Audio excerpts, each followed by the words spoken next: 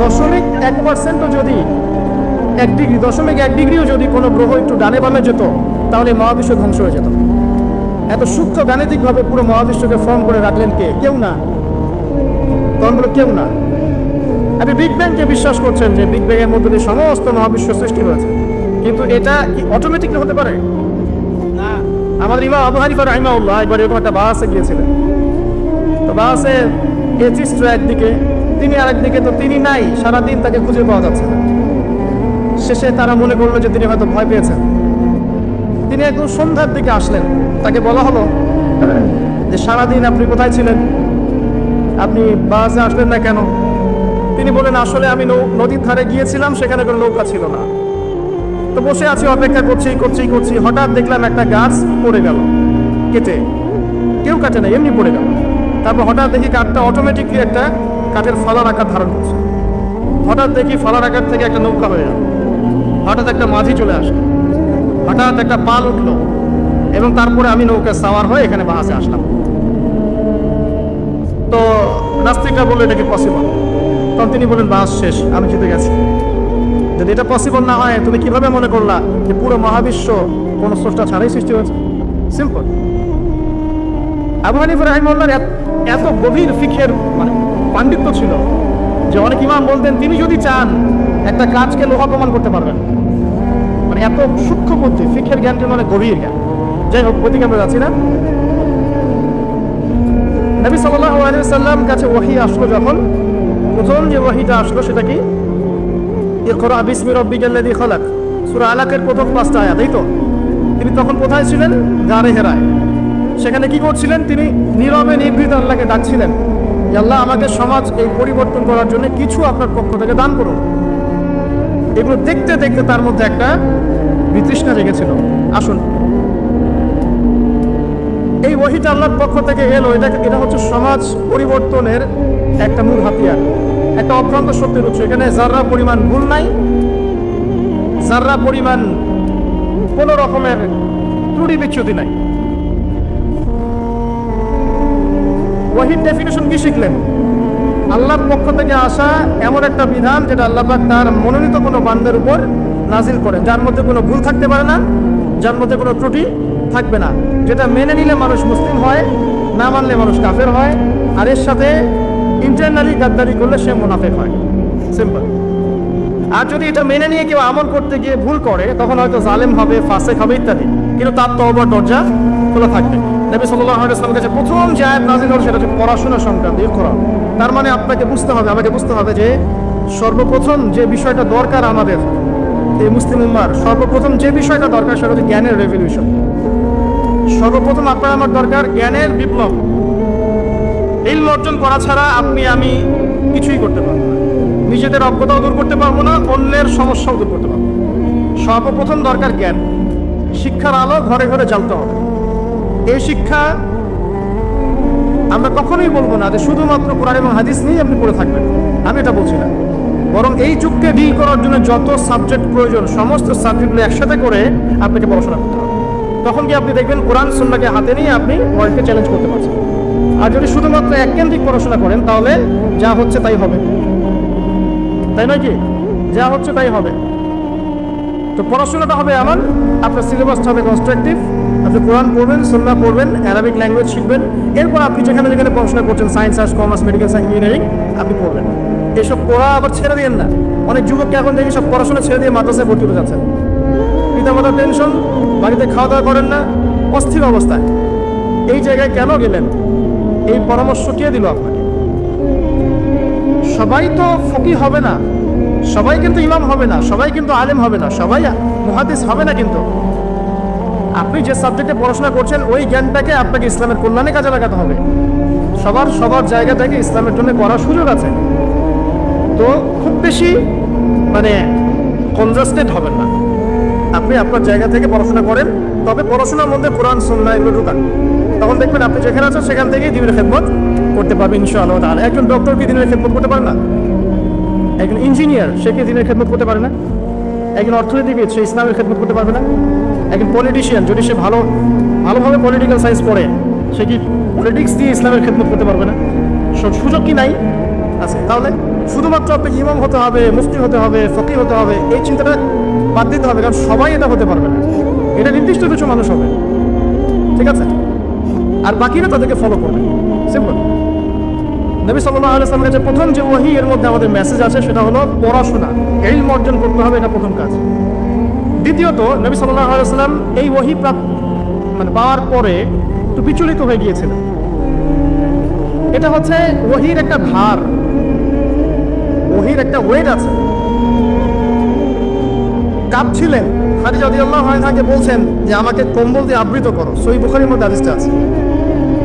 আমি আমার নিজের নফসের উপর ভয় পাচ্ছি, আমি নিজের নফসকে নিয়ে ভয় পাচ্ছি।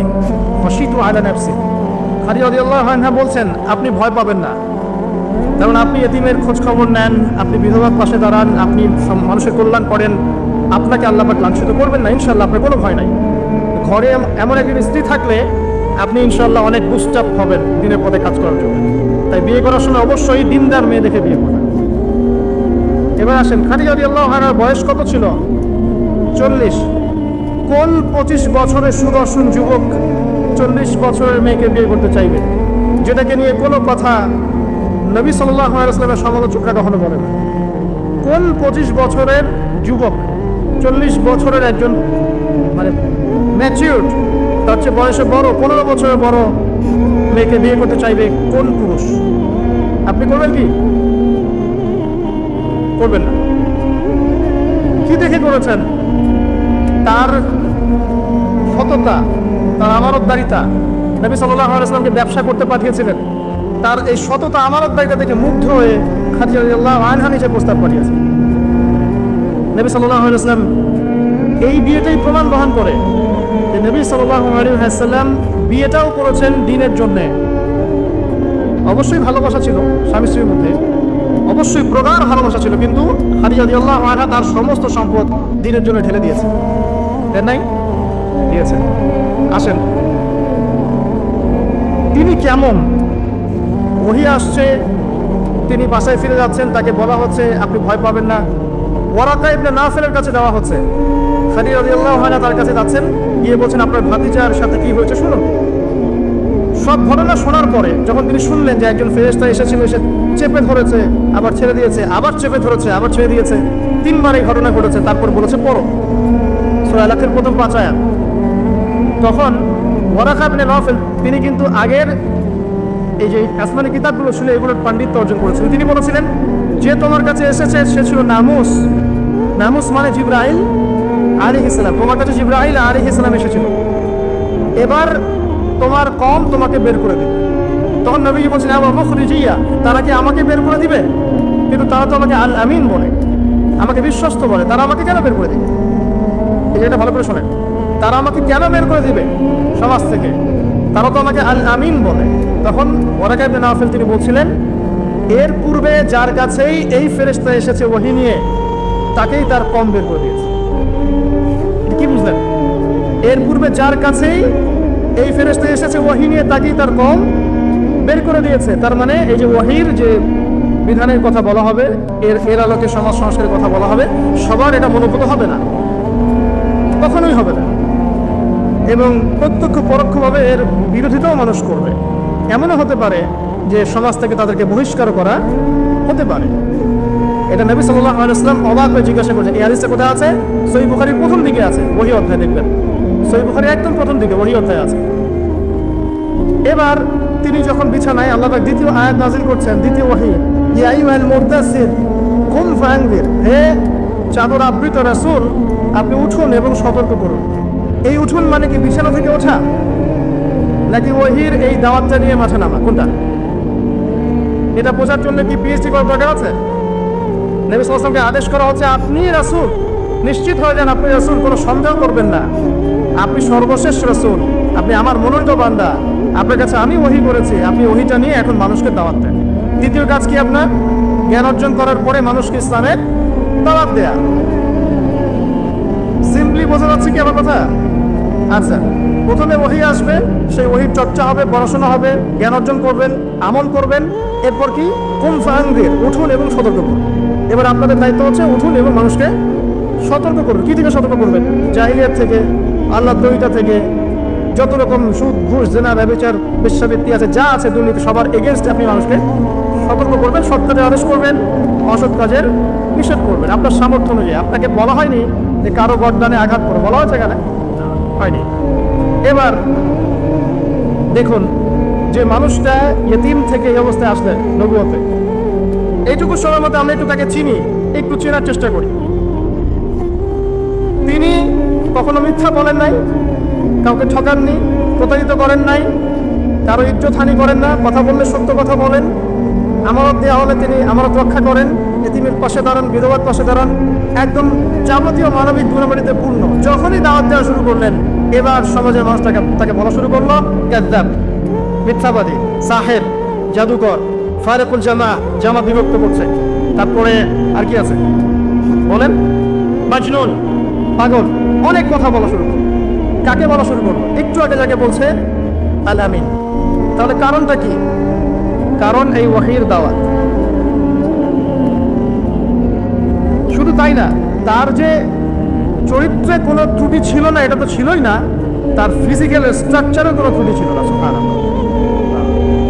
চমৎকার কোকড়ানো চুল, খুব বেশি কোকড়ানো না, আবার খুব বেশি স্ট্রেটও না, মাঝামাঝি, ন্যাচারাল, কুচকুচে কালো, চোখগুলো বড় বড় ডাগর চোখ, চোখের মণিগুলো বড় কালো কুচকুচে, ভ্রুগুলো একদম জোড়া করা, সুন্দর আর্ট করা, সুন্দর। তারপরে গাল মাংসল পরিপূর্ণ, দাড়ি কালো, গাল লম্বা, এবং ইন্তেকালের সময় তার মাত্র 17 কি 18টা দাড়ি পেকেছিল, বাকি সব দাড়ি কাঁচা ছিল। কাঁধ চওড়া, কাঁধ চওড়া মানে বুক বড়, এখান থেকে দোড়া কাটা লোমের দাগ চলে গেছে নাভি পর্যন্ত। যখন চাঁদনি রাতে তিনি লাল জামা পরেছিলেন, তখন মানুষ বলতো যে চাঁদ বেশি সুন্দর না তিনি বেশি সুন্দর, এটা আমরা কম্পেয়ার করতে পারতাম না। হাতের তালুগুলো ছিল নরম তুলতুলে, মাংসল তুলতুলে নরম। ঘাম, এই যে ঘামছি, এই ঘাম দিয়ে সুগন্ধ বেরোতো, ঘাম দিয়ে সুগন্ধ বেরোতো। মানুষ মনে করবে আনসাইন্টিফিক মনে করবে। শোনেন, আপনি পাপ করা ছেড়ে দেন, দেখবেন আপনার গা থেকে কম গন্ধ দুর্গন্ধ বেরোবে। জানেন, আমন সে হি জিন্দগি বানতি হ্যায়, কথা আছে। পাপ করা ছেড়ে দেন, দেখবেন আপনার গা থেকে অনেক দুর্গন্ধ কম আসছে। এটা আমি বুঝাতে পারবো না, এটা মায়ারেফতের কথা, এটা বোঝানো যাবে না। আপনি বুঝতে পারবেন কিছু বিষয় আছে যেগুলো আসলে বোঝানো যায় না, স্বপ্ন, রূহ, এগুলো আমরা বোঝাতে পারবো না, আত্মার ব্যাখ্যা বোঝাতে পারবেন না। যাই হোক, নবী সাল্লাল্লাহু আলাইহি সাল্লামের ঘাম দিয়ে সুগন্ধ বের হতো, থুতু ফেলছেন, এটা দিয়ে সুগন্ধ বেরোচ্ছে। তারপরে বুক শক্ত, হাড়গুলো প্রচন্ড শক্ত, পা মাংসল, হাঁটতেন মনে হতো যে উপর থেকে একটু নিচে হাঁটছেন, ঝুঁকে ঝুঁকে হাঁটছেন, এমন মনে হতো। যখন কারো দিকে তাকাতেন পূর্ণ মনোযোগ দিয়ে তাকাতেন, যেখানে বসতেন আত্মবিশ্বাসের সাথে বসতেন। যখন কথা বলতেন খুব বেশি বলতেন না, আবার খুব কম বলতেন না, মাঝামাঝি কথা বলতেন, যেন মনে হতো মুক্তা ঝরছে কথা দিয়ে। একটা বইয়ের নাম বলছি আমি, শামাইল তিরমিজি। ইমাম তিরমিজি রাহিমাহুল্লাহ বলেছেন, যার ঘরে এই বইটা আছে তার ঘরে যেন স্বয়ং নবীজি আছেন সাল্লাল্লাহু আলাইহি ওয়াসাল্লাম। এখানে সমস্ত বিষয়ে লেখা আছে সুন্দর করে হাদিস দিয়ে, তার পুরো অবয়ব গঠন আর চরিত্র তো বড় অপেক্ষা রাখে না। আমরা ইউসুফ আলাইহিস সালামের কথা জানি, তাই না? ইউসুফ আলাইহিস সালামের চেহারা সৌন্দর্য দেখে মেয়েরা হাত কেটে ফেলেছে নিজের অজান্তে, তাই না? আর আমাদের নবীজি মুহাম্মদ সাল্লাল্লাহু আলাইহি ওয়াসাল্লামের চেহারার সৌন্দর্য আর চরিত্রের সৌন্দর্য দেখে সাহাবীরা বদর উহুদ খন্দকে শহীদ হয়ে গেছে, গর্দান নামিয়ে দিয়েছে। আসুন, এই মানুষ এখন দাওয়াতি কাজ করছেন, সবাই বলছে কাযিব, কাযযাব, ফারিকুল জামা, মজনুন ইত্যাদি ইত্যাদি। এবার মানুষ তাকে গালি দেওয়া শুরু করছে, তাকে আঘাত করা শুরু করছে, নামাজ পড়লে গায়ের উপরে নাড়ি ভুড়ি চাপিয়ে দিচ্ছে, কাবা ঘরে ঢুকতে দিচ্ছে না, সামাজিক বয়কট করছে, এদিকে আসতে পারবে না, তোমাদের সাথে বিয়ে হবে না, তোমরা শিয়ারে আবু তলেবে গিয়ে থাকো, ওখানে 3 বছর তারা গাছের ছাল পাতা দিয়ে থাকছেন। এই মানুষটাকে বলা হচ্ছে আনদির আশিরাতাকাল আকরাবিন, হে মুহাম্মদ সাল্লাল্লাহু আলাইহি ওয়াসাল্লাম, তুমি তোমার নিকট আত্মীয়দেরকে দাওয়াত দাও। তাহলে দাওয়াতের প্রথম স্টেজ কি? আপনি আপনার নিজের পরিবারকে আগে দাওয়াত দিবেন।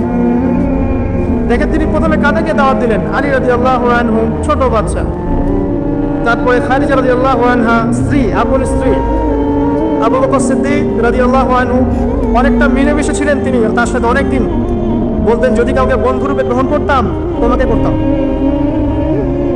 উসমান রাদিয়াল্লাহু আনহু, বেলাল আল হাবাশি, আব্দুল্লাহ ইবনে মাসউদ, আব্দুর রহমান ইবনে আউফ, তারপরে সুমাইয়া রাদিয়াল্লাহু আনহা, ইয়াসির পরিবার, খাব্বাব, এই যে মানুষগুলো, অর্থাৎ যারা কাছের মানুষ, জাফর ইবনে আবি তালেব, যায়েদ ইবনে হারেসা, এই সাহাবীদেরকে তিনি দাওয়াত দেওয়া শুরু করলেন। এবার তারা দাওয়াত কবুল করলেন। আবু বকর সিদ্দিক রাদিয়াল্লাহু আনহু দাওয়াতে আরো অনেক মানুষ ইসলাম কবুল করলেন। ইসলাম তাহলে প্রথম শিখলেন কি? আপনি আপনার কাছের মানুষ ইসলামের দাওয়াত দিবেন। আগে আপনাকে সমাজে নামতে বলা হয়নি, আগে নিজের পরিবারটা ঠিক করেন, পরিবারের মধ্যে ইসলামটা প্রতিষ্ঠা করার চেষ্টা করেন। তাহলে প্রথমে পড়াশোনা, জ্ঞান অর্জন, আমল, দাওয়াতি কাজ, পরিবার, তারপর আসেন। এবার আস্তে আস্তে যখন দাওয়াত বাড়তে থাকলো তখন অত্যাচার বাড়তে থাকলো। অত্যাচারের তো কোনো সীমা নাই। রোদের মধ্যে নিয়ে যে পিটানো হচ্ছে, পাথর চাপা দিয়ে রাখা হচ্ছে। সুমাইয়া রাদিয়াল্লাহু আনহা লজ্জাস্থানে আবু জাহেল বর্ষা নিক্ষেপ করে হত্যা করে ফেললো। মুহাম্মদ সাল্লাল্লাহু আলাইহি সাল্লামকে পর্যন্ত আবু জাহেল আঘাত করেছিল, তার গায়ে নাড়ি ভুড়ি চাপিয়ে দেওয়া হচ্ছে। কত কি করা হচ্ছে। অস্ত্র হাতে নিয়েছিলেন? নেন নাই। এখানে আপনাকে শিখতে হবে, ওখানে কিন্তু অস্ত্র হাতে নেওয়ার কোনো সিচুয়েশন ছিল না। এই কারণে সেখানে সশস্ত্র যুদ্ধের কোনো আয়াত নাযিল হয়নি। সিচুয়েশন না বুঝেই যখন মুসলিমরা এই কাজগুলো করে তখন ইসলামের জমিন সংকুচিত হয়ে যায়। ওই জায়গায় যদি এরকম কোনো বিধান আসতো তাহলে ওই সাহাবীরাও আর অস্তিত্ব থাকতো না। এবার আসেন, তারা সবর করলেন, ধৈর্য ধরলেন, দাওয়াত থেকে অব্যাহত রাখলেন। একটা মার্কাজ তৈরি করলেন, তার নাম দারুল আরকাম। কি নাম? আরকাম রাদিয়াল্লাহু আনহুর বাসায় দিনের চর্চা করা হতো। দেখেন ওই সময় কিন্তু দারুল আরকামে দিনের চর্চা হচ্ছে, এখানে আবু জাহেল, আবু লাহাব বাধা দেয়নি। একটা অমুসলিম রাষ্ট্রে, ওটা তো অমুসলিম রাষ্ট্রই মক্কা, আবু জাহেল, আবু লাহাব, তাদের কর্তৃত্ব চলো সেখানে দারুল আরকাম নির্মাণ করা হয়েছে, একটা পড়াশোনা করার জায়গা, দিন তালিমের জায়গা। সেখানে আবু জাহেল, আবু লাহাব কিন্তু কখনো বাধা দেয়নি। আপনি এমন অনেক মুসলিম কান্ট্রি এখন দেখবেন যেখানে ইসলামের চর্চার জায়গাগুলো সব বন্ধ করে দেওয়া। আমি একটা জিনিস নোটিস করেছি, নবী সাল্লাল্লাহু আলাইহি সাল্লামের যে 9 বছরের বিয়ে নিয়ে অনেক কথা হয় না, খেয়াল করে দেখেন তার এই বিয়েটা নিয়ে আবু জাহেল, আবু লাহাব, উতবা, শাইবা এরা কোনো কথা বলেনি। বলেছে? কোনো হিস্ট্রিতে আছে যে আবু জাহেল এর বিরোধিতা করেছে, আবু লাহাব এটা নিয়ে কটূক্তি করেছে? এর দুটো অর্থ হতে পারে, আমার ধারণা এই দুটো অর্থ হতে পারে। এক, এটা আসলে হয়ই নাই, হতে পারে। দুই, এটা ওই সময়কার ট্রেন্ড ছিল, সবাই এরকমই করতো, এই জন্যে এটা নিয়ে বলার কিছু ছিল না। তারা তো তাকে কাযযাব বলছে, মিথ্যাবাদী, প্রতারক, সাহের, জাদুকর, জামাত বিভক্তকারী, পাগল, এগুলো বলছে। কি বলতে বাকি রেখেছে তাকে, তাই নাকি? আবু জাহেল, আবু লাহাবরা। কিন্তু আবু জাহেল, আবু লাহাবরাও কখনো 9 বছর নিয়ে কোনো কথা বলেনি। তার মানে দুটো অর্থ হতে পারে। একটা অর্থ হচ্ছে হয় এই ঘটনা ঘটেই নাই, দুই, এটা ওই সময়কার সামাজিক ট্রেন্ড ছিল, সবাই এরকমই করতো, এটা কমন ছিল, তাই কেউ কথা বলেনি। কোনটা বেশি সম্ভাবনা বেশি? দ্বিতীয়টা। কারণ আমরা দেখেছি আমাদের নানি, আমাদের তাদের দাদি ইত্যাদি, তাদের অনেক কম বয়সে বিয়ে হয়েছে। যাই হোক, ওইটা আমাদের টপিক না। আসুন এবার ওয়াইনদিরা আশিরতে বেলা প্রবীণ আত্মীয় স্বজনদেরকে দাওয়াত দাও, সবাইকে তিনি সাফা পর্বতের পাদদেশে দাঁড় করালেন। কোথায়? সাফা কি সাই করেছেন? সাফা মারওয়া কখনো হজমরা করেছেন? আল্লাহ তৌফিক দান করুন আমাকে, আপনাকে, সবাইকে, যেন আমরা শীঘ্রই হজ করতে পারি। তো সাফা মারওয়ায় যখন সাফা পর্বতের পাদদেশে সবাইকে জড়ো করলেন, এবার আত্মীয়দেরকে ডেকে তিনি বলছেন, আমি যদি বলি যে এই পাহাড়ের পিছনে একটা সেনাবাহিনী অপেক্ষা করছে তোমাদেরকে আক্রমণ করবে, তোমরা কি আমার কথা বিশ্বাস করবে? আত্মীয়দেরকে বলছেন। আত্মীয়রা বলছে অবশ্যই বিশ্বাস করবো, কারণ কখনো তোমাকে আমরা মিথ্যাবাদী পাইনি। এবার তিনি বলছেন তাহলে আমার কথা শুনুন, আল্লাহ ছাড়া কোনো ইলাহ নাই, আপনারা সবাই বলুন লা ইলাহা ইল্লাল্লাহ তুফলিহুন। শুধু বলেন যে লা ইলাহা ইল্লাল্লাহ, আপনারা সফল হয়ে যাবেন। তখন সবাই সমস্বরে বলে উঠলো যে এই কথা বলার জন্য আমাদেরকে জমা করেছো? তখন আবু লাহাব ঢিল নিক্ষেপ করেছিল, তখন সূরা নাযিল হয়েছে তাব্বাত ইয়াদা আবি লাহাবি ওয়া তাব। তাহলে আত্মীয় স্বজনরাও ইসলাম কবুল নাও করতে পারে আপনার দাওয়াতে। তাই যখন আপনি এই ওহীর দাওয়াত দিয়ে মাঠে নামবেন, তখন কাছের মানুষরাও আপনার সাথে না থাকতে পারে, কিন্তু আপনাকে আপনার কাজ করতে হবে। সিম্পল। এটা এখন হচ্ছে না? অনেক কাছের মানুষ দিন পালন করার কারণে আপনার থেকে দূরে সরে যাচ্ছে না? এটা চিরায়ত সুন্নাহ। দাঁড়িয়ে রাখছেন, কটূক্তি করছে আপনাকে, আপনি হতাশ হচ্ছেন, ফ্যামিলি সাপোর্ট করছে না, কেউ ইসলামিক বই পড়তে দিচ্ছে না, এখন উপর কাপড় পরলে সবাই বাঁকা চোখে দেখছে, সুবহানাল্লাহ। এটা কিন্তু চিরায়ত একটা ট্রেন্ড। এতে হতাশ হবেন না, কারণ আপনি করছেন আল্লাহর জন্য, আল্লাহ আপনাকে জাযা দিবেন সব ইনশাআল্লাহ করেন। এবার দুজন ব্যক্তি ইসলাম কবুল করলেন, যাদের ইসলাম কবুলের মধ্য দিয়ে ইসলামটা শক্তিশালী হলো। তাদের দুজনের নাম কি? ওমর ইবনে খাত্তাব, হামজা রাদিয়াল্লাহু আনহু। আমি একটু শর্ট করে নিয়ে আসছি, একটু ধৈর্য দিয়ে বসেন, কথাবার্তা বলেন না। দুজন ব্যক্তি, ওমর ইবনে খাত্তাব, হামজা ইবনে আব্দুল মুত্তালিব, তারা ইসলাম কবুল করলেন। ইসলাম কবুলের ঘটনা আমি আগে অনেক লেকচারে বলেছি, আজকে রিপিট করছি না। তারা ইসলাম কবুল করার পর ইসলাম শক্তিশালী হলো এবং প্রকাশ্যে ওমর রাদিয়াল্লাহু আনহু বলছেন যে, ইয়া রাসূলুল্লাহ, আলাসনা আলাল হক, আমরা কি হকের উপর নাই?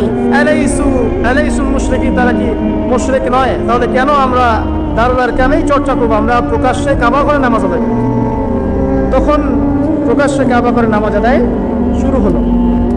হামজা রাদিয়াল্লাহু আনহু যখন আসলেন, এসে বললেন, ইয়া ইবনা আখি, হে আমার ভাইয়ের ছেলে, কুনতু আনসুরুকা লিল হামিয়া, আমি তোমাকে এর আগে রক্তের সম্পর্কের কারণে সাহায্য করতাম। আলা আনসুরুকা লিল ইসলাম, আজকে থেকে আমি ইসলামের জন্য তোমাকে সাহায্য করব। তারা ইসলাম কবুল করলেন, ইসলাম শক্তিশালী হলো এবং প্রকাশ্যে দাওয়া শুরু হলো। তাহলে এখানে কি শিখলেন? দাওয়াত দিতে দিতে দিতে এমন কিছু মানুষের মধ্যে ইসলাম পৌঁছে যাবে ইনশাআল্লাহ, যারা অনেক শক্তিশালী, যাদের কথা মানুষ শুনবে। এগুলো দাওয়াত সবাইকে দিতে হবে। তাদের মধ্যে দেখুন ওমর, হামজা, খালিদ বের হয়ে আসবে। তারা যখন ইসলাম কবুল করে ইসলামের প্রচার করবে, তখন দেখবেন ইসলাম শক্তিশালী হবে। আমরা দোয়া করি আল্লাহ পাক যাদেরকে ক্ষমতা দিয়েছেন, আল্লাহ পাক যেন ওদেরকে ঈমানও দান করে। দোয়া করবেন যে আল্লাহ যাদেরকে ক্ষমতা দিয়েছেন, আল্লাহ পাক যেন তাদের সবাইকে ঈমানও দান করে, যাতে আল্লাহর দেওয়া ক্ষমতা তারা আল্লাহর দ্বীনের সাথে ব্যয় করতে পারে। আল্লাহ পাক তাদেরকে কবুল করুন, আমরা দোয়া করি। এরপর আর অত্যাচার বাড়লো, এবার জুলুম হচ্ছে দুর্বলদের উপরে। তখন নবীজি বললেন, তাহলে এখন তোমরা মক্কায় থেকো না, চলে যাও হাবাসায়। হাবাসা মানে আবিসিনিয়ায়। আবিসিনিয়া একটা বাদশা ছিলেন, তার নাম বাদশাহ নাজাশী, যিনি একজন খ্রিস্টান ছিলেন, তারপরে একজন সৎ খ্রিস্টান ছিলেন।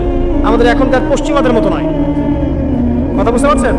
পশ্চিমাদের মতো ছেলে ছেলে বিয়ে করা খ্রিস্টান না, তিনি একজন সৎ খ্রিস্টান ছিলেন। তার সামনে মুসলিমরা যখন এসেছে, তিনি বলেছেন, তোমাদের কাছে কি নাজিল হয়েছে? জাফর রাদিয়াল্লাহু আনহু বলছেন, আল কোরআন। তিনি বলছেন, কোরআন কি শোনাতে পারো? তখন তিনি সূরা মারিয়াম তেলাওয়াত করে শোনালেন। তেলাওয়াত শুনে তার চোখ দিয়ে দরদর করে পানি পড়তে লাগলো, দাড়ি পর্যন্ত ভিজে গেল। এবং তিনি বললেন, ইন্না হাযাল কোরআন, নিশ্চয়ই কোরআন, ওয়াল্লাযী জাআ আলা ঈসা ইবনে মারইয়াম, এবং ঈসা আলাইহিস সালামের উপর যা এসেছিল, এই দুইটা হচ্ছে ইয়াখরুজু মিন মিশকাতিন ওয়াহিদা, এটা একটা আলোর দুটো কিরণ মাত্র। কথা কি বুঝতে পারছেন? তিনি বললেন যে ঈসা আলাইহিস সালামের উপর যা এসেছে, তাওরাত, ইনজিল এবং আল কোরআন, এটা আলাদা নয়, বরং একই উৎস থেকে এসেছে। তিনি এমন স্টেটমেন্ট দিলেন। পরে তিনি ইসলামও কবুল করেছিলেন এবং তার ইন্তেকাল হলে নবী সাল্লাল্লাহু আলাইহি ওয়াসাল্লাম তার গায়েবানা জানাজা নামাজও পড়েছেন। সুবহানাল্লাহ। তিনি ডাবল নেকি পেয়েছেন, আগের নেকি এবং এই নেকি সব। তাদের কথা সূরা তওবার মধ্যে আছে। আসুন, তাহলে প্রতিকূল পরিবেশে করণীয় একটা পেলেন, যেখানে ভালো সিচুয়েশন চলে যেতে বলেছেন। ওখানে যেখানে পরিস্থিতি খারাপ, সেখানে অরাজকতা সৃষ্টি করা ইসলাম শেখায় নাই। তোমাদেরকে আবু জেহেল অত্যাচার করছে, চলে যাও আবিসিনিয়ায়, ওখানে গিয়ে থাক। বাকি সাহাবী যারা শক্তিশালী, তারা মক্কায় ছিলেন। এবার নবীজি গেলেন তায়েফে, যে তায়েফবাসী যদি ইসলাম কবুল করে তাহলে একটা সাপোর্ট পাবো। তায়েফে তিনজন বড় বড় নেতা ছিল। তার নাম হচ্ছে আব্দে ইয়ালাইল, আব্দে মাসউদ, আরেকজন হচ্ছেন হাবিব বিন আমর। এই তিনজন, আব্দে ইয়ালাইল, আব্দে মাসউদ, হাবিব বিন আমর, তিনজন তায়েফের বড় বড় নেতা। তায়েফবাসী ইসলাম তো কবুল করলোই না। আপনারা জানেন কি করেছে? বরং ছোট ছোট বাচ্চাদেরকে লেলিয়ে দিল। তারা পাথর নিক্ষেপ করে নবী সাল্লাল্লাহু আলাইহি ওয়াসাল্লামকে কি করলেন? রক্তাক্ত করলেন। তিনি ওই আঙ্গুর বাগানে বসে ওই মাজলুমের দোয়া করলেন, আল্লাহ, হয়তো আমি অক্ষম, আমার অক্ষমতার কারণেই হয়তো ফলাফল পাই নাই, আল্লাহ আমাকে শক্তিশালী করো। ওই সময় জিবরাইল আলাইহিস সালাম এসেছিলেন, সাথে আরেকজন ফেরেশতাকে নিয়ে এসেছেন, যার নাম মালাকুল জিবাল। মালাকুল জিবাল মানে কি? পাহাড় পর্বত নিয়ন্ত্রণকারী ফেরেশতা। এবং বলেছেন, আপনি যদি চান এই দুই পাহাড়ের মাঝখানে ফেলে এই তায়েফবাসীকে আমরা পিষে দেব। তারা আপনার সাথে যা করেছেন আল্লাহ পাক দেখেছেন। তো আমরা হলে অবশ্যই বলতাম তাড়াতাড়ি করে। নিকট, তাই নাকি? তো নবী সাল্লাল্লাহু আলাইহি ওয়াসাল্লাম বললেন, বাল আরজু, বরং আমি এটা আশা করি, আইয়ুখরিজাল্লাহু মিন আসলামিহিম কওমুন ইয়াবুদুনাল্লাহ লা ইউশরিকুনা বিহি শাইআ। বরং আমি এমন আশা করি যে আল্লাহ পাক এই তাইফবাসীর ঔরস থেকে, পরবর্তী জেনারেশন থেকে এমন একটা প্রজন্ম তৈরি করুক যারা আল্লাহর ইবাদত করবে, তার সাথে কাউকে শরীক করবে। এই মানুষটাকে আপনি কটূক্তি করেছেন, এই মানুষটাকে আপনি গালি দিয়েছেন, এই মানুষটাকে আপনি তুচ্ছ তাচ্ছিল্য করেছেন এবং এই মানুষের অনুসারীদেরকে আপনি গালিগালাজ করছেন। এই মানুষটাকে যে বলছে, আল্লাহ আমি বরং আশা করি যে এদেরকে তুমি মাফ করে দাও, এদেরকে মাফ করে দাও, বরং ওদের সন্তানদের থেকে এমন জেনারেশন নিয়ে আসো যারা আল্লাহর ইবাদত করবে, তার সাথে কাউকে শরীক করবে না। আল্লাহ অথরিটি দিয়েছেন, বলেন খালি দুই পাহাড়ের মাঝখানে ফেলে পিষে দিন, আল্লাহ পারেন না? উহুদের বাদেও ঠিক সেম ঘটনা, তাকে রক্তাক্ত করা হচ্ছে, রক্ত মুছছেন আর বলছেন আল্লাহুম্মা ইন্না কওমি লা ইয়ালামুন, আল্লাহ আমার কওম জানে না, ওদেরকে মাফ করে দাও। আল্লাহুম্মা ফির কওমি ইন্নাহুম লা ইয়ালামুন, তারা জানে না, ওদেরকে মাফ করে দাও। এই মানুষটাকে আমরা আন্ডারএস্টিমেট করি এবং এই মানুষের সুন্নাহ আমরা ফলো করতে চাই না। আমি জানি না আসলে এর চেয়ে কীভাবে আমি বুঝাতে পারবো, আসলে আমার কাছেও এর চেয়ে সাবলীল কোনো ভাষা নাই, কারণ আমরা খুবই পাপী মানুষ, এই কারণে আমাদের মুখ থেকে খুব বেশি কথা বের হয় না। যদি পূর্ণর উপর থাকতে পারতাম 24 ঘন্টা, তাহলে হয়তো আরো নূর বের হতো, আরো হতো হিকমা বাসিরা বের হতো। আল্লাহ আমাদেরকে সবাইকে তার পক্ষ থেকে নূর এবং বাসিরা দান করুন। আমি এবার দেখেন তাইফবাসীর কাছ থেকে তিনি ব্যর্থ হয়ে ফিরে আসছেন। ওই সেন্সে ব্যর্থতা বললাম, মানে ওখানে গিয়ে তার ইসলাম কবুল করলো না। এবার মক্কায় ঢোকার পরে অবস্থা আরো সংকীর্ণ। এই জায়গাতে আরো দুইটা ঘটনা ঘটে গেল। যে দুইজন শেল্টার ছিল, মানে সর্বশেষ আশ্রয়ে, আবু তালেব খাদিজা রাদিয়াল্লাহু আনহা, দুইজন ব্যাক টু ব্যাক ইন্তেকাল করলেন। জীবনের এই জায়গায় আপনি কি করতেন, আমি কি করতাম? মেন্টালি নবী সাল্লাল্লাহু আলাইহি ওয়াসাল্লাম কত স্ট্রং, কি দেখেছেন? এত ঘটনা ঘটছে, তারপরে তার স্ত্রী ইন্তেকাল করলেন, চাচাও ইন্তেকাল করলেন। চাচা ইন্তেকাল করা মানে শেষ শেল্টার মক্কায় শেষ। তখন আল্লাহ তাকে একটা বিস্ময়কর ঘটনা ঘটালেন, একটা না দুটা। আর একটা হচ্ছে মেরাজ, কি একটা মন খারাপ বিষণ্ণ, আল্লাহ পাক একদম দুনিয়া থেকে তুলে নিলেন আকাশে, একদম মহাবিশ্বের 7 মহাবিশ্ব পার করে আরো সে আজিমের কাছাকাছি। আল্লাহ পাক সমস্ত তাকে সৃষ্টি দেখালেন, সমস্ত জান্নাত জাহান্নামের যে নিদর্শন দেখালেন, কার কি আযাব হচ্ছে সব দেখালেন, ভবিষ্যতে কি হবে সব দেখালেন।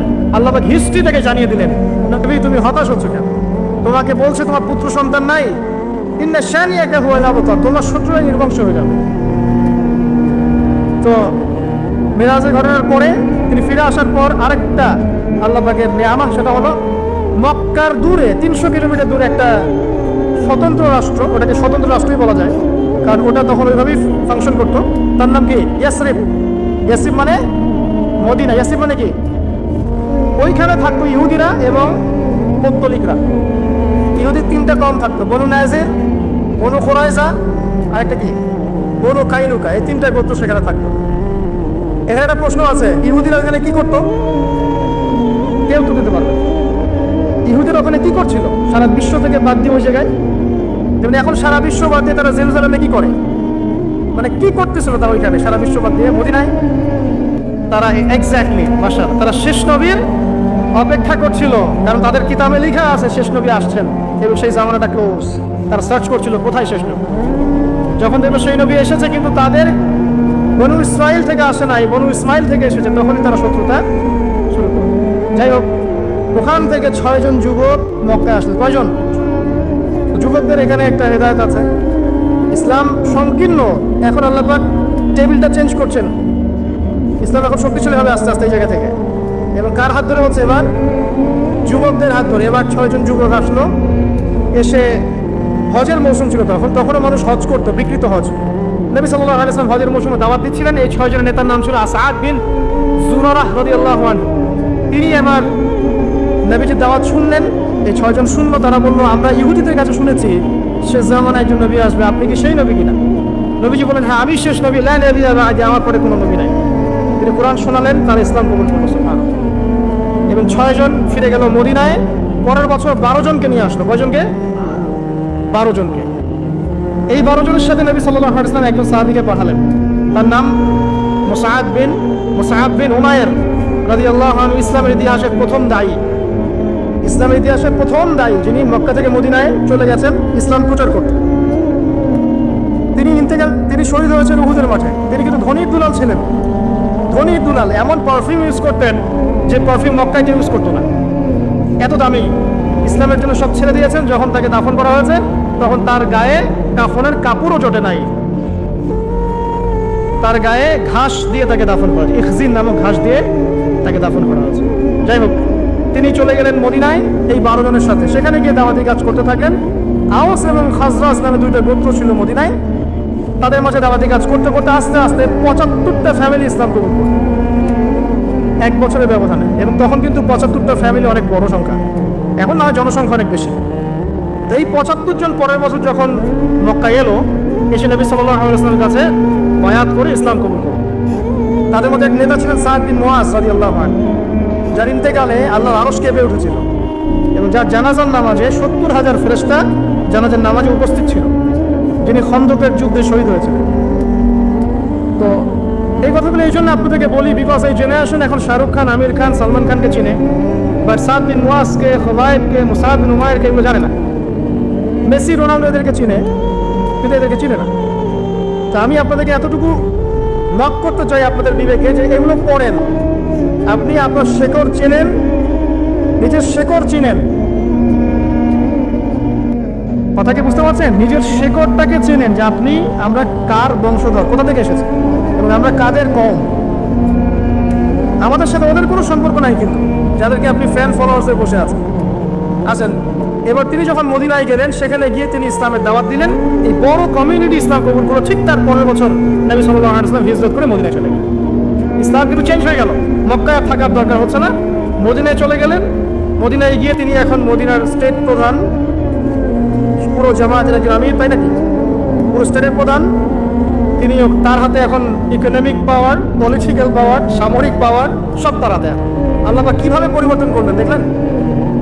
যে মক্কায় তিনি মার খেলেন, মদিনায় গিয়ে তিনি সেখানে রাজা, কিং। সুবহানাল্লাহ। এবার প্রথমে মসজিদ নববী নির্মাণ করলেন। নববী নির্মাণ করে সেখানে তালিম শুরু হলো, নামাজ শুরু হলো, আজান শুরু হলো, কিবলা পরিবর্তন হলো, রমজানের রোজা ফরজ হলো। এদিকে আবু সুফিয়ানরা কি করলো? মক্কায় ছেড়ে যাওয়া যে আমাদের পণ্যগুলো, এগুলো নিয়ে সিরিয়ায় ব্যবসা করতে শুরু করলো। তখন ওই সিরিয়া যাওয়ার জন্য মদিনায় পাশ দিয়ে যেতে হয়, কারণ ওই রাস্তায় আমরা এখন আটকে দিলাম, কারণ এটা আমাদের সার্বভৌম অধিকার। তখন রাষ্ট্রের উপরে একটা আঘাত আসতে পারে, এই জন্য এটা মিলিটারি পাওয়ার আমাদের, তখন আটকে দিলাম। এই ঘটনাকে কেন্দ্র করে কি হলো? বদর। যে বদর যুদ্ধে আপনারা জানেন যে মাত্র 313 জন সাহাবী নিয়ে 1000-এর অধিক কাফেরদের বিরুদ্ধে যুদ্ধ করে বিজয় লাভ করা হয়েছে। এটাতে আল্লাহ পাক জয় দিলেন। পুরো আরববাসী জেনে গেল যে নতুন একটা শক্তি এখন রাইজ করছে, একটা কমিউনিটি রাইজ করছে, যে কমিউনিটিকে তাড়িয়ে দেওয়া হয়েছে মক্কা থেকে। তারপরে তারা প্রতিশোধ দিতে আসলো পরের বছর উহুদ। এটাতে প্রায় জিতে যাচ্ছিলাম, কিন্তু শেষমেশ একটা ভুল। ওই তীরন্দাজ 50 জন নামবে না, তারা নেমেছিল। পিছন দিক থেকে খালিদ বিন ওয়ালিদ রাদিয়াল্লাহু আনহু এসে আক্রমণ করে দেন 70 জন মুসলিম শহীদ। এই যুদ্ধের পাশা পাল্টে গেল। আমরা এখানে সাময়িক বিপর্যয়ের সম্মুখীন হলাম। শুধু তাই নয়, নবী সাল্লাল্লাহু আলাইহি ওয়াসাল্লাম নিজেও আঘাতপ্রাপ্ত হয়েছেন, দাঁত শহীদ হয়ে গেছে, পা মচকে গেছে ইত্যাদি। এখানে মাথায় কড়া ঢুকে গেছে লোহার। তারপরের বছর আবার তারা পুরো শক্তি নিয়ে আক্রমণ করতে চাইল। মুশরিকরা, জিউসরা, বনু কুরাইজা, পাশে বনু গাতাফান, 10,000 সেনাবাহিনী। এবার তারা আক্রমণ করছে মদিনা। একজন সাহাবী তিনি পরামর্শ দিলেন, ইয়া রাসূলুল্লাহ, যখন আমরা পারস্যে ছিলাম তখন আমরা খন্দক খুঁড়ে ফেলতাম, তারা আমাদের কাছে আসতে পারতো না, আমরাও তাদের কাছে যেতে পারতাম। নবী সাল্লাল্লাহু আলাইহি ওয়াসাল্লাম বলেন, তাই করা হোক। এবার সবাই নবী নিজে লুঙ্গি পরে পেটে 2টা পাথর বেঁধে নিজেও খন্দক খুঁড়েছেন। আপনি এমন কোন নেতা পাবেন? 4 হাত করে সবার ভাগ্যে খুঁড়তে হবে, গভীর। সবাই খুঁড়লেন। এবার এই ট্যাকটিকটা আরবে নতুন ছিল। তারা বিশাল ফোর্স নিয়ে আক্রমণ করলো, কিন্তু দেখলো যে আর সামনে যেতে পারছে না, খন্দক খাল যেতে পারছে না। ওখান থেকে ডিফেন্ড করা শুরু হলো। এটা যারা মিলিটারি সায়েন্স বলছেন তারা ভালো বুঝবেন, এই ট্যাকটিকটা তখন নতুন ছিল। তো এই যুদ্ধে তারা আমাদেরকে পরাজয় করতে পারলো না। তারা ওখানে অবস্থান করলো 2-2.5 মাস। আল্লাহ পাক ওখানে ঝড় পাঠালেন, ফেরেশতা পাঠালেন, প্রবল ঠান্ডা পাঠালেন, তারা চলে যেতে বাধ্য হলো। নবীজি এবার বললেন, এরপর থেকে তারা আমাদেরকে আর আক্রমণ করতে পারবে না। এরপর থেকে ইসলাম আক্রমণ। তারপর থেকে দেখলাম যে নবী সাল্লাল্লাহু আলাইহি ওয়াসাল্লাম সারিয়া অভিযান বাড়ালেন, সামরিক অভিযান বাড়ালেন, আস্তে আস্তে আস্তে আস্তে ইসলাম সম্প্রসারিত হতে থাকলো। এবং একবার নবীজি স্বপ্ন দেখলেন তিনি উমরা করছেন।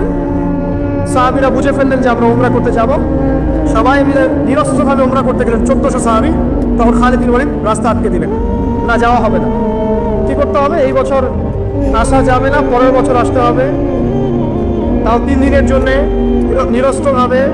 আগামী 10 বছর আমরা কোনো যুদ্ধ করব না, তোমাদেরকে আমাদের দলে আসলে ফিরাই দিব না, আমাদেরকেও তোমাদের দলে গেলে ফিরাই দেওয়া লাগবে, এরকম চুক্তি দিল। নবীজি সবগুলোতে ডিল করলেন, ওকে ডান। এটার নাম হুদায়বিয়া সন্ধি। আগামী 10 বছর মুশরিকরা মুসলিমরা কেউ কারোর সাথে লড়বে না, তার মানে 10 বছর আমরা সবচেয়ে বড় এনিমির হাত চেপে ধরেছি। এখন ছোট ছোটদেরকে সাহায্য করার সময় চলে এসেছে। নবীজি ঠিক এটাই করলেন। তার পরের বছর তিনি খায়বার আক্রমণ করলেন, বিজয় লাভ করলেন। বনু নাজিরকে আগেই বের করে দিয়েছিলেন। তারপরে পররাষ্ট্রনীতি অ্যাপ্লাই করলেন, রোমের সম্রাটের কাছে দাওয়াত পাঠালেন, কেসরার কাছে পারস্যে দাওয়াত পাঠালেন, মিশরের মুকাউকিস তার কাছে দাওয়াত পাঠালেন, আবিসিনিয়ার নাজাশি তার কাছে দাওয়াত পাঠালেন। মানে পুরো বিশ্ব দাওয়াতি কাজ শুরু করল। চিন্তা করছেন কোন ইসলাম? ওই যে মক্কার ইসলাম। তাকে গালিগালাজ করা হচ্ছে, বয়কট করা হচ্ছে, গাছের ছালপাতা খেয়েছিল, ওই ইসলাম এখানে কোথায়? এইখানে এখন পররাষ্ট্রনীতিতে দিন দিন ইসলাম মুসলিমদের সংখ্যা বাড়তে লাগলো। এরপর মাত্র 3 বছরের ব্যবধানে, 3 কি 2 বছরের ব্যবধানে, 10 বছর যাওয়াই লাগে নাই, এই কাফেররা চুক্তি ভঙ্গ করলো, মুশরিকরা। এই ভঙ্গ করার কারণে নবী সাল্লাল্লাহু আলাইহি ওয়াসাল্লাম বিশাল ফোর্স নিয়ে, কাউকে না জানিয়ে মক্কা অ্যাটাক করলেন। আস্তে আস্তে মক্কা বিজয় হয়ে গেল, সমস্ত মূর্তি ভেঙে ফেলা হলো। ওয়াকুল জাল হক ওয়া যাকাল বাতিল ইন্নাল বাতিলা কানা যাহুকা। সবাইকে মাফ করে দেওয়া, সবচেয়ে বড় কথা, সবাইকে মাফ করে দেওয়া। এতদিন শত্রুতা করেছে তারপরেও মাফ করে দেওয়া। নবীজি বলেন আনতুমুল তুলাকা, তোমরা আজকে মুক্ত। লা তাসরিবা আলাইকুমুল ইয়াউম, তোমাদের প্রতি আমার আছে কোনো ক্ষোভ নাই, সবাইকে মাফ করে। এখন পর্যন্ত এখানে বহু বরেণ্য ওলামা কেরাম আছেন, আল্লাহকে সিজদা করা মানুষের অভাব নাই। মানুষ 5 ওয়াক্ত নামাজ পড়ে, মানুষের মধ্যে ইসলামের প্রেম আছে, মহব্বত আছে। রমজান মাসে তারা আরো বেশি মুসল্লি হয়ে যায়। অনেক দুর্বলতা আছে, কিন্তু আমাদের দেশের মানুষ ইসলামকে ভালোবাসে, ভালোবাসে না? কোরআনকে ভালোবাসে। আল্লাহ পাক রহমতের প্রতিটা দরজা খুলে দিয়েছেন দেশের জন্য। মাটি উর্বর, আবার সাগর আছে, গ্যাস পাওয়া যাচ্ছে, কয়দিন পর তেল পাওয়া যাবে, আর অনেক কিছুই পাওয়া যাবে। যদি আমরা আমাদের ক্ষেত্রে সৎ হতাম, আমরা আমাদের সম্পদ কাজে লাগাতে পারতাম, যাকাত দিতাম ঠিকঠাক মতো, কেউ দুর্নীতি করতাম না, কোনো দেশের কাছে লোন নেওয়ার কোনো প্রয়োজন ছিল না আমাদের। আমরা আমাদের মতো করে চলতে পারতাম, মাথা উঁচু করে। এখন এই ক্ষমতা আল্লাহ যাদেরকে দিয়েছেন, তারা যদি এই বিষয়গুলোর দিকে চোখ দেন, এটাই সবে কল্যাণকর। এটা সবার দায়িত্ব নয়। যাদেরকে আল্লাহ পাকে দায়িত্ব দিয়েছেন তাদের জন্য এই বিষয়গুলো। আমরা শুধু সর্বোচ্চ বিষয়গুলোকে বোঝানোর চেষ্টা করতে পারি বা মানুষকে দাওয়াত প্রদান করতে পারি, এতটুকু। আল্লাহ পাক আমাদেরকে বোঝার তৌফিক দান করেন। প্রতিটা ক্ষেত্রে আমরা উন্নতি করতে পারবো যদি আপনি সালাতে আসেন, যাকাতে আসেন, ইসলামে আসেন, কোরআন সুন্নাহে আসেন। কি বলছিলাম? ইমানের 6 পিলারে 3টা কাজ: মনে বিশ্বাস, মৌখিক স্বীকৃতি, কাজে বাস্তবায়ন, তারপরে আমল সালেহ। প্রতিটা কাজ যে আল্লাহ এবং তার রাসূল করতে বলেছেন করলে আমল সালেহ। যেমন নামাজ, আমল সালেহ; যাকাত, আমল সালেহ। আপনি সামর্থ্য হলে হজ করবেন, আমল সালেহ; উমরা করবেন, আমল সালেহ। রমজান মাস আসছে সামনে, রমজানে 30টা রোজা রাখবেন, তারাবির সালাত করবেন, কোরআন খতম দেবেন, সব কি আমল সালেহ। আমরা দোয়া করি আল্লাহ পাক যেন আমাদের সবাইকে রমজানে পৌঁছে দেন এবং বেশি থেকে বেশি রমজানে আমল করিয়ে গুনাহ মাফ করানোর তৌফিক আল্লাহ পাক আমাদেরকে দান করে দেন। প্রতিটা কাজ, পিতামাতার খেদমত করা, চুপচাপ যেখান থেকে নিয়েছো চুপচাপ রেখে চলে যাও, না হলে তোমার জন্য অপেক্ষা করছে পরকাল একটা শাস্তি। আল্লাহ পাক কিয়ামতের মাঠে ওঠার সাথে সাথে তোমার ডান হাত কবজি পর্যন্ত কেটে দিবেন। খুব সতর্ক।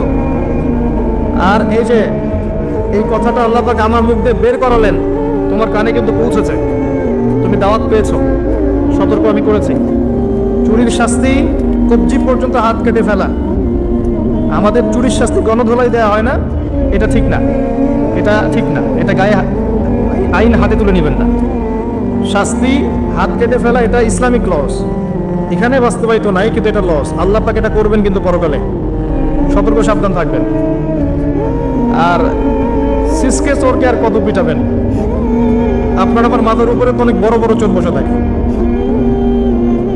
তখন কি করবেন? কোটটাই স্যুট পরে মানুষকে লুটছে, যত বেশি বাহ্যিক চাকচিক্য তত বড় প্রতারণা করা হয়, লুটপাট করা হয়।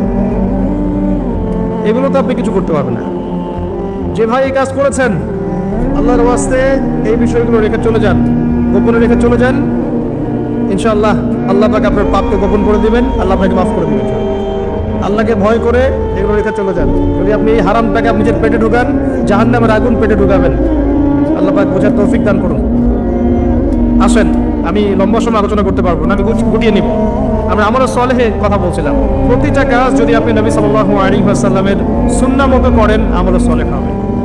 চরিত্র রক্ষা করার জন্য আপনি বিয়ে শাদী করেছেন, পরিবারকে ভরণ পোষণ করাচ্ছেন, এমনকি স্ত্রীর সাথে যে মিলিত হচ্ছেন, এটাও আপনার নেকি হবে।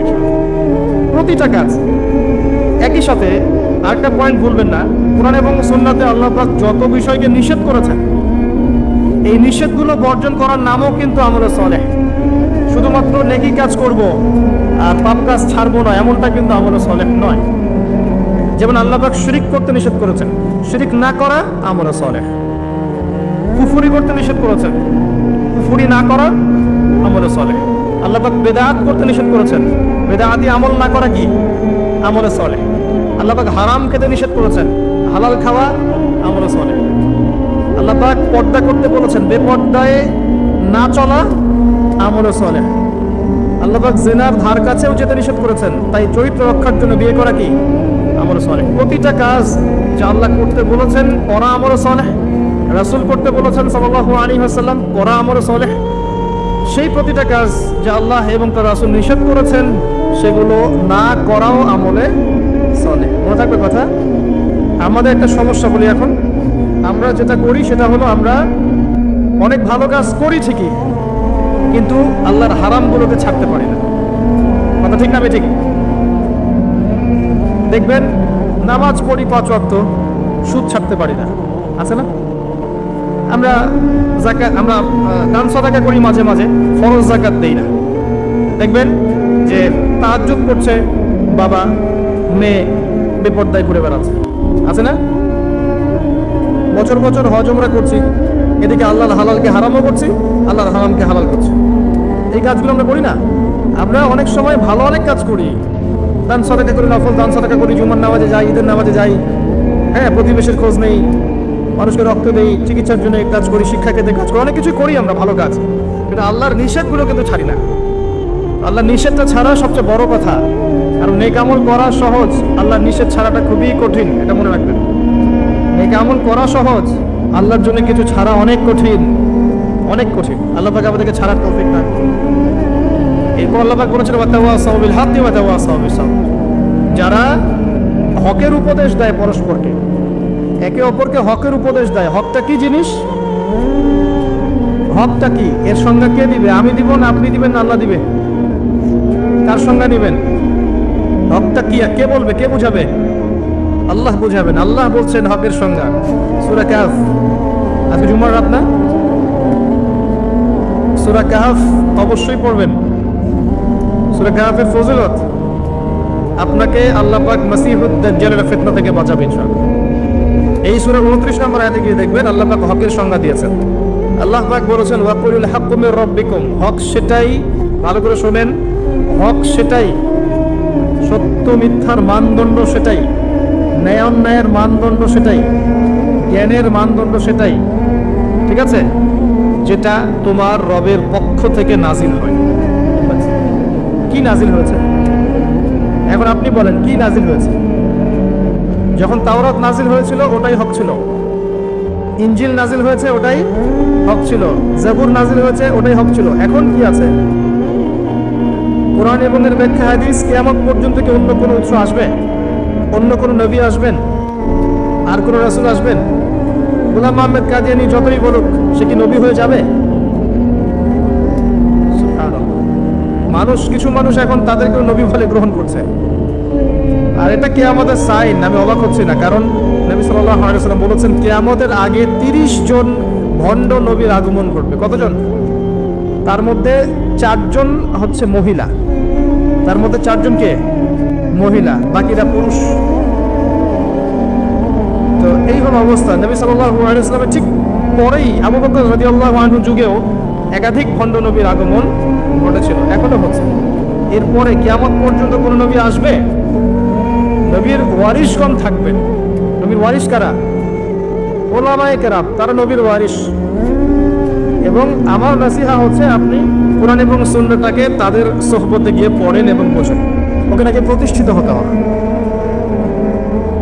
ব্যবসায়ী মানুষ ব্যবসা করার সময় খেয়াল রাখছেন না আমি হালাল পণ্যের করছি না হারাম পণ্যের করছি, মাপে কম দিচ্ছি কিনা, সিন্ডিকেট যে আমি করছি, এই যে 1 লক্ষ 2 লক্ষ 3 লক্ষ ডিম রিজার্ভ করে রেখে দিলাম, প্রত্যেকটা দাম 1 টাকা করে বেড়ে গেল, 3 লক্ষ ডিমের মধ্যে 3 লাখ টাকা এক্সট্রা লাভ করলো, পুরো রিজিকটাই হারাম।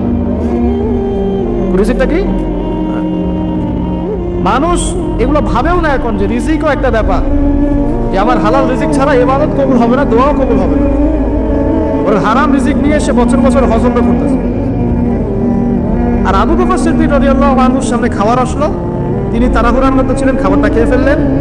এরপর মনে হলো যে খাবারটা খেলাম, জিজ্ঞাসা করা দরকার ছিল খাবারটা কোত্থেকে আসলো। ভৃত্যকে ডেকে বলছেন খাবার কোত্থেকে নিয়ে আসলো। সেই ভৃত্য বলছে যে আমি জাহিলি যুগে গণকের কাজ করতাম। কিসের কাজ? ও যে হাত থেকে টাকা নেন, টিয়া পাখি দিয়ে ভাগ্য পরীক্ষা করে, আন্টি টান্টি বিক্রি করে, আছে না? ওখানে যা গেলেই সে গেলেই কি লা ইলাহা ইল্লাল্লাহ কেটে গেল, আবার আপনাকে মুসলমান হতে হবে। এত সহজ না।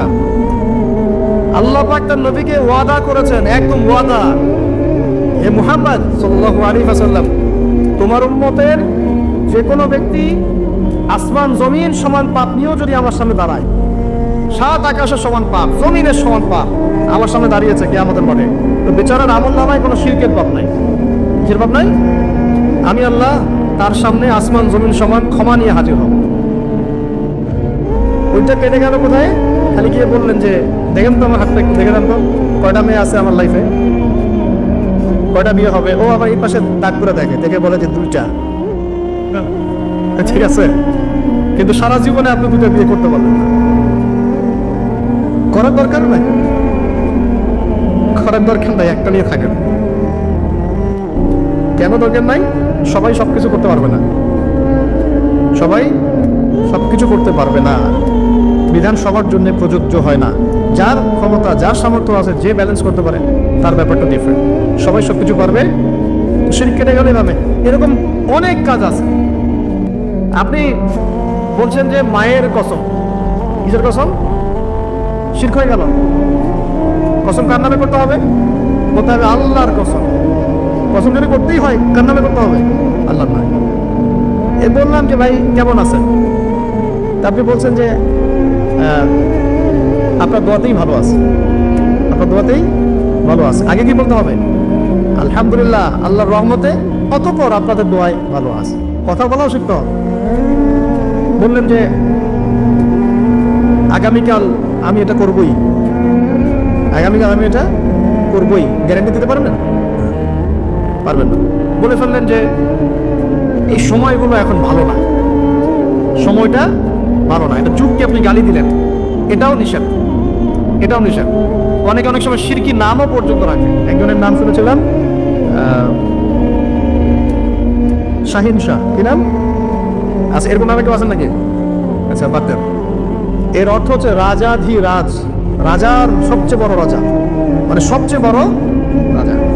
কে সবচেয়ে বড় বাচ্চা? সূক্ষ্ম সূক্ষ্ম অনেক শিরক আছে, বড় বড় শিরক আপনারা চিনেন। এদিকে বলছে ইহদিনাস সিরাতাল মুস্তাকিম, সরি, ইয়্যাকা না'বুদু ওয়া ইয়্যাকা নাস্তাঈন, হে আল্লাহ শুধু আপনারই ইবাদত করি, আপনার কাছে সাহায্য চাই। বের হই কবরে গিয়ে সিজদা করব। ওখানে মৃত মানুষের কাছে সাহায্য আছে, সিজদা কার জন্য? সিজদা কি আল্লাহ ছাড়া অন্য কাউকে করা যাবে? সাহাবীরা কি আল্লাহর নবীকে সিজদা করেছিলেন?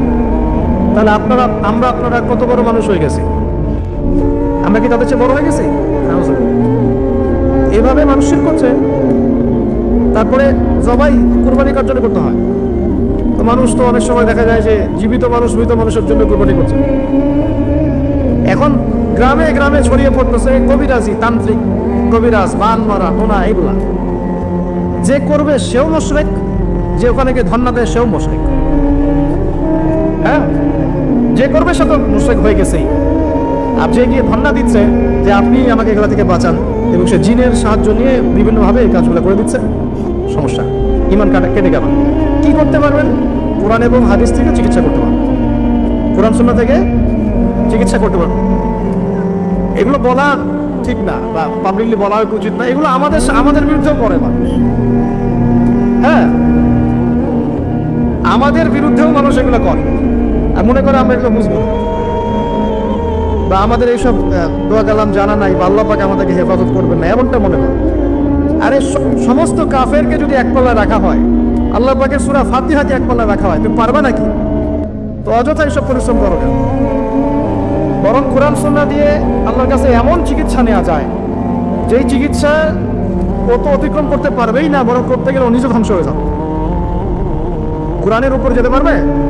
এগুলো দিন দিন বাড়তেছে। আমি আপনাদেরকে কিছু চিকিৎসা বলে দিই, এগুলো আমার করে নেন, ইনশাআল্লাহ আল্লাহ পাক আপনাদেরকে হেফাজত করবেন ইনশাআল্লাহ। 1 নাম্বার তো নামাজ তো অবশ্যই পড়বেন, পবিত্র থাকবেন ওযু অবস্থায়।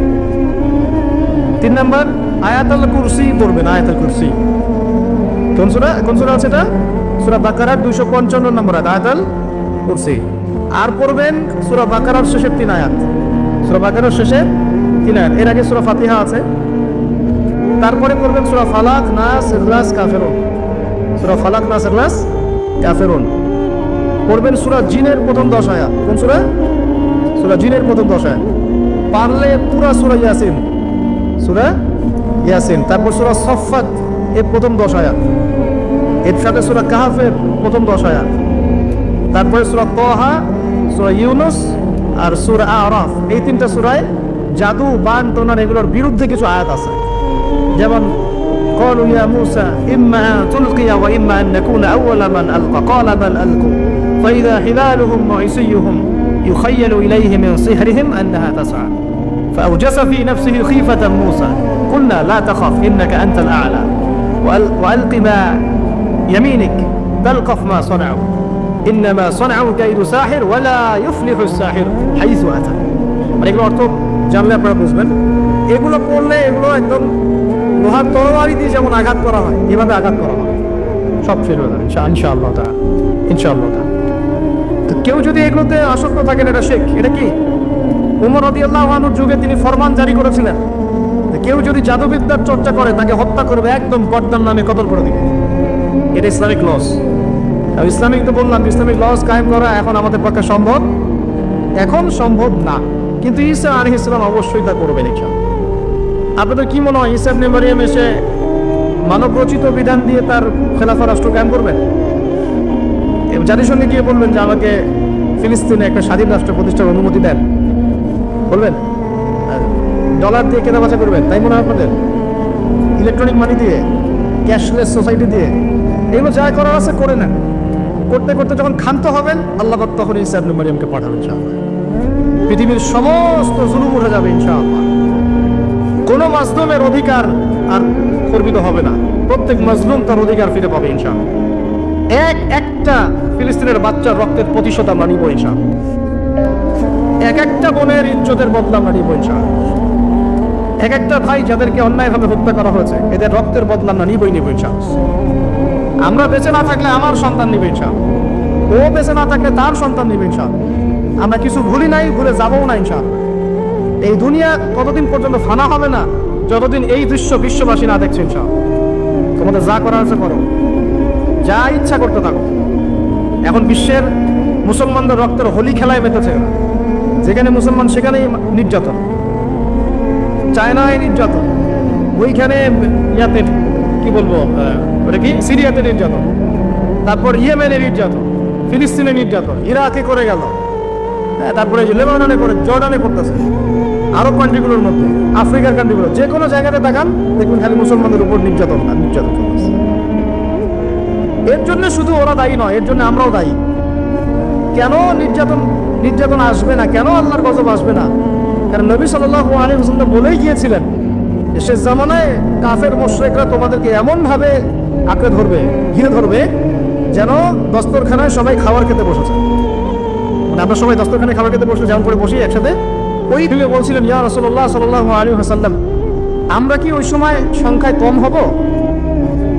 অবাক হয়েছিলেন তারা, কারণ ওই সময় তো ইসলামের বিজয়ের যুগ। আমাদের এইরকম অবস্থা হবে যেখানে আমরা 313 মিলে 1000 বদরে ঠেকাই দেই, 700 মিলে উহুদের 3000 ঠেকাই দেই, মোতাব যুদ্ধে আমরা কত 3000 নিয়ে 2 লাখকে ঠেকাই দেই। ওই মুসলমানদের এই অবস্থা হবে? সাহাবীরা বলছিলেন, অবাক হয়। তখন নবীজি বলছেন, হ্যাঁ তোমাদের অবস্থা এরকম হবে।